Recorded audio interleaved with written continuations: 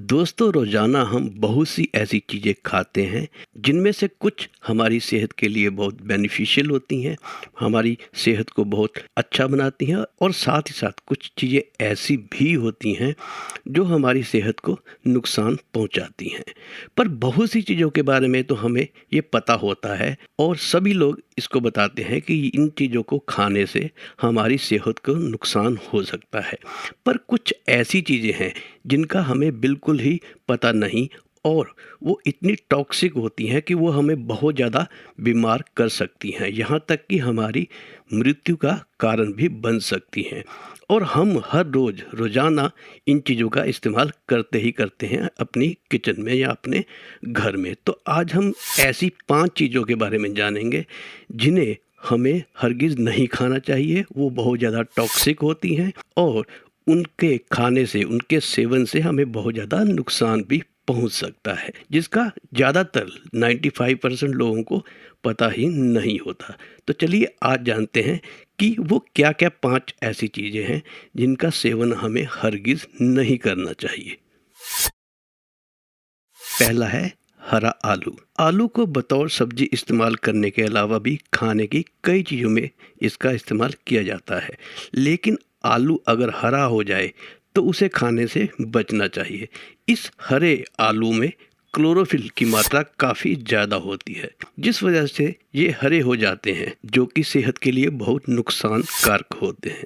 Research में पता चला है कि हरे आलूओं में सोलेनाइन नाम का पदार्थ बहुत ज़्यादा मात्रा में होता है, जो कि एक टॉक्सिक होता है, यानी कि जहरीला होता है। ज़्यादा मात्रा में इसका सेवन शरीर के लिए बहुत ज़्यादा नुकसानदायक हो सकता है। साथ ही इसके सेवन से जी मिचलाना, सिर दर्द, डायरिया, उल्टियों जैसी समस्या पैदा हो सकती है। कई रिसर्च में ये पता चला है कि अगर एक साधारण 45 किलो का व्यक्ति 16 औंस यानी कि करीब आधा किलो हरे आलू का सेवन करे तो वह बहुत ज़्यादा बीमार हो सकता है। आलूओं को हरा होने से बचाने के लिए आप इसे हमेशा ठंडी और डिम लाइट वाली जगह पर ही जमा करें अगर आपने इसको स्टोर करना है। और साथ ही इस आलू का स्वाद भी कड़वा होता है। तो अगर आप बाज़ार से आलू खरीद कर लाते हैं तो उनमें से अगर कोई आलू पूरा हरा निकलता है तो आप उसे हरगिज़ सेवन उसका ना करें, बल्कि उसे फेंक दें और कोशिश करें कि ऐसी जगह पर उसे फेंकें यहाँ पर कोई जानवर भी उसका सेवन ना करे, ताकि उसको भी इसका नुकसान ना झेलना पड़े जाने अनजाने।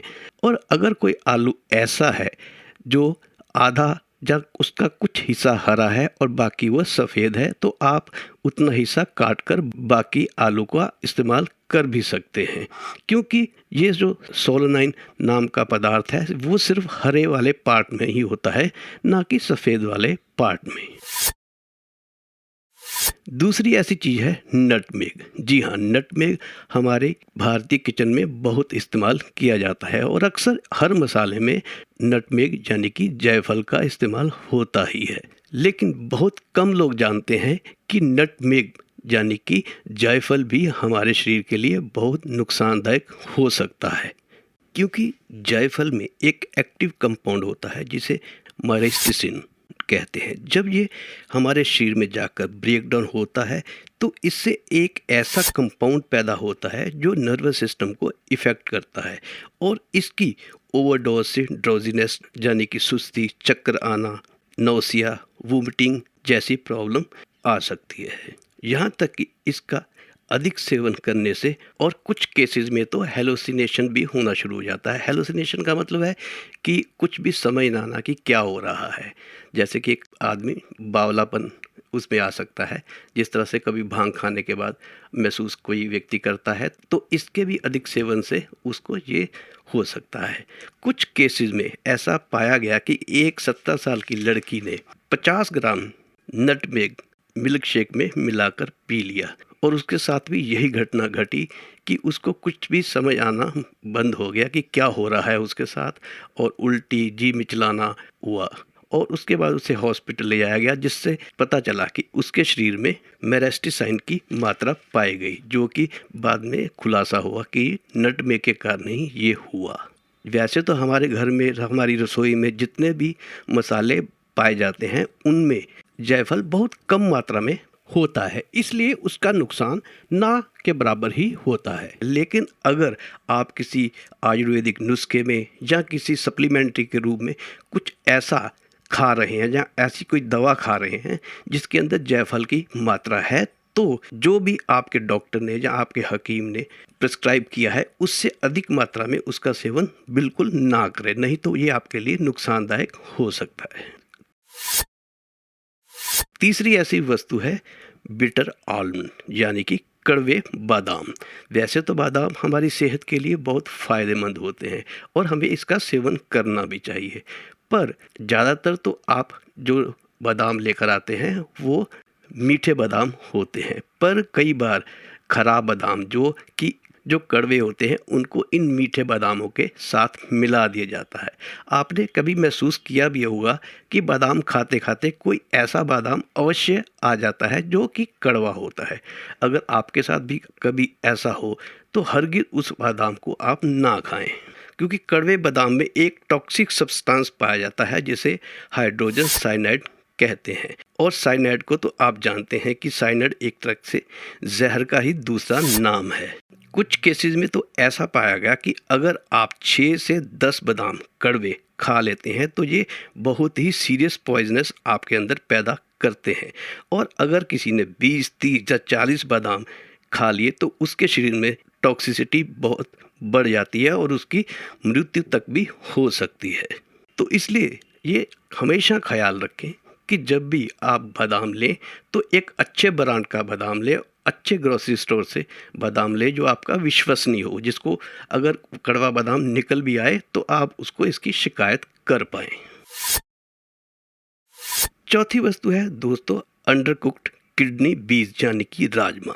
जी हाँ दोस्तों, राजमा में एक पदार्थ पाया जाता है जिसे लेक्टिन कहते हैं। FDA के अनुसार जो एक टॉक्सिक सब्सटेंस है। वैसे तो राजमा हमारी सेहत के लिए बहुत अच्छा है और हर घर में इसको बहुत चाव से खाया जाता है, पर ख्याल रखें कि जो भी थोड़ा सा भी कच्चा राजमा है उसका सेवन ना करें, क्योंकि ये जो इसका पॉइजनस सब्सटेंस है वो जब ये राजमा पूरा पक जाता है तो वो अपने आप ख़त्म हो जाता है। ओवर हीट के कारण, कुक होने के कारण ये जो इसका पॉइजनस सब्सटेंस है वो ख़त्म हो जाता है। अगर आप अधकच्चे राजमा का सेवन करते हैं तो ये आपके पेट में दर्द, नौसिया, वोमिटिंग जैसी समस्या पैदा कर सकता है, और बहुत ज़्यादा इसका सेवन करने से, जैसे अगर कोई बिल्कुल कच्चे राजमा ही खा लेता है तो उसकी मृत्यु तक भी हो सकती है। पांचवी जो वस्तु है वो है दोस्तों ब्राउन राइस। जी हाँ, वैसे तो सबका मानना है कि ब्राउन राइस जो होते हैं वो हमारी सेहत के लिए बहुत फ़ायदेमंद होते हैं, पर बहुत कम लोग जानते हैं कि ये जो ब्राउन राइस है ये हमारी सेहत के लिए भी हानिकारक हो सकते हैं। असल में दोस्तों जितने भी चावल होते हैं उनमें आर्सेनिक कंसंट्रेशन पाया जाता है जो कि एक टॉक्सिक सब्सटेंस है।